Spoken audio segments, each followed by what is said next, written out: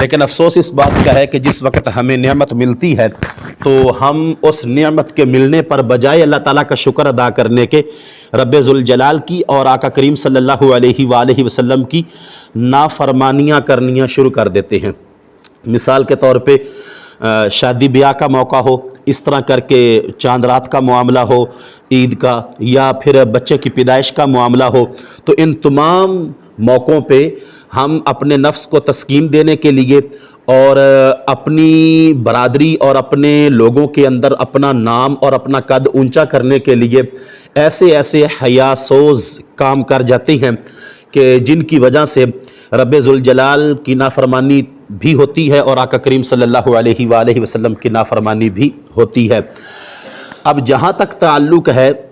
چاند رات کا، تو آقا کریم صلی اللہ علیہ وآلہ وسلم نے اس کو لیلۃ الجائزہ کہا،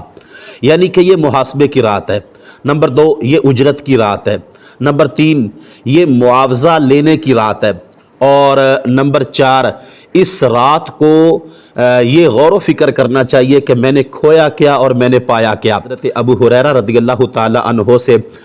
روایت ہے، آقا کریم صلی اللہ علیہ وآلہ وسلم نے ارشاد فرمایا، رمضان المبارک کے متعلق میری امت کو اللہ تعالیٰ نے 5 ایسی چیزیں دی ہیں جو کسی دوسری امت کے حصے میں نہیں آئیں۔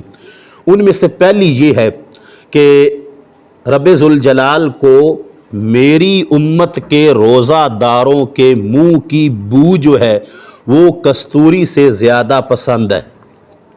زیادہ خوشبودار۔ اور دوسرے نمبر پہ آقا کریم صلی اللہ علیہ وآلہ وسلم نے ارشاد فرمایا کہ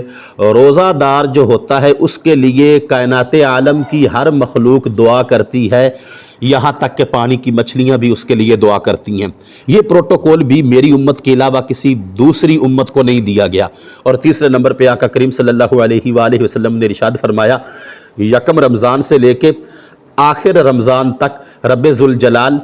جنت کو آراستہ کرتا رہتا ہے، اس کو سجاتا رہتا ہے، اور اس کی زیب و زینت میں آئے دن اضافے سے اضافہ ہوتا چلا جاتا ہے۔ حالانکہ جنت کو نہ بھی سجایا جائے تو وہ پہلے ہی اتنی خوبصورت ہے کہ کائنات کے اندر کوئی بھی ایسی چیز نہیں جو جنت کے کسی ایک پتے کا مقابلہ کر سکے، لیکن باوجود اس کے اس کو سجایا جاتا ہے اور باوجود اس کے اس کو مزید زیب و زینت دی جاتی ہے۔ اور پھر آخری رات جو روزہ دار ہوتی ہیں وہ سجی سجائی جنت جو ہے وہ ان کے نام الاٹ کر دی جاتی ہے۔ اور چوتھے نمبر پہ آقا کریم صلی اللہ علیہ وآلہ وسلم نے فرمایا کہ رمضان المبارک میں شیاطین کو قید کر دیا جاتا ہے۔ اور 5ویں نمبر پر آقا کریم صلی اللہ علیہ وآلہ وسلم نے ارشاد فرمایا کہ ایک رات ایسی ہے اس رمضان المبارک کے اختتام پر کہ اس رات کی اگر کوئی قدر کر لے تو رب ذوالجلال مغفرت کا سرٹیفکیٹ عطا فرما دیتا ہے۔ صحابہ کہنے لگے یا رسول اللہ وہ تو پھر شب قدر کی رات ہوگی۔ رب ذوالجلال کے پیارے حبیب نے فرمایا نہیں، میں رمضان کے آخر کی بات کر رہا ہوں، شب قدر تو رمضان کے اندر ہے۔ تو پتہ چلا کہ شب قدر والا ایک علیحدہ معاملہ ہے اور لیلۃ الجائزہ والا ایک علیحدہ معاملہ ہے۔ 2 حدیث ابن ماجہ کی ایک حدیث پاک سنو، آقا کریم صلی اللہ علیہ وآلہ وسلم کا فرمان عالی شان جو کہ ابن ماجہ سیاستہ کی آخری کتاب میں موجود ہے۔ آقا کریم صلی اللہ علیہ وآلہ وسلم نے ارشاد فرمایا کہ جس بندے نے دونوں عیدوں کی چاند رات، یعنی دونوں عیدوں کی رات سے مراد یہ ہے کہ صبح عید ہو اور اس سے پہلے جو رات آ رہی ہے، تو ہم عمومی طور پہ اس کو چاند رات کہہ دیتے ہیں، ان دونوں عیدوں کی راتوں کی قدر کرتا ہے اور ان دونوں عیدوں کی راتوں کو اللہ تعالیٰ سے مغفرت طلب کرتا ہے اور عبادت کرتا ہے، تو رب ذوالجلال اس بندے کے دل کو اس دن مردہ نہیں کرے گا جس دن سب کے دل مردہ ہو جائیں گے۔ یعنی قیامت کے دن جس وقت حشر بپا ہوگا نا اور سور پھونکا جائے گا تو تمام کے تمام دل مردہ ہو جائیں گے سوائے ان لوگوں کے کہ جن پر اللہ بھی راضی ہوگا اور اللہ کا حبیب بھی راضی ہوگا۔ چوتھی حدیث پاک سنیں اور اس کے ساتھ ہی میں اپنی بات کو مکمل کرنے لگا ہوں۔ الترغیب و ترہیب میں یہ حدیث پاک موجود ہے۔ آقا کریم صلی اللہ علیہ وآلہ وسلم نے ارشاد فرمایا کہ 5 راتیں ایسی ہیں جو ان کی قدر کر لیتا ہے رب ذوالجلال اس پر جنت کو واجب کر دیتا ہے۔ ان میں سے 3 راتیں تو ہیں یوم الترویہ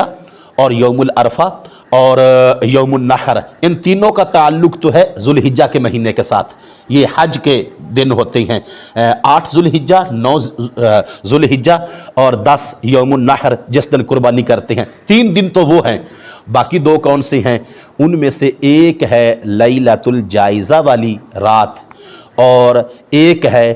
شعبان کی 15ویں شب برات والی رات۔ ان 5 راتوں کی جو بندہ قدر کر لیتا ہے، آقا کریم صلی اللہ علیہ وآلہ وسلم نے فرمایا، الترغیب و ترہیب میں یہ حدیث پاک موجود ہے کہ رب ذوالجلال اس بندے پر جنت کو واجب کر دیتا ہے۔ تو لہٰذا ہمارے معاشرے کے اندر انتہائی زیادہ افسوس کی بات ہے کہ ہم ہر ایک نعمت کا بجائے شکر کرنے کے اس کا اللہ تعالیٰ کی نافرمانیوں سے اس قدر جو ہے وہ بے دردی کے ساتھ استحصال کرتے ہیں کہ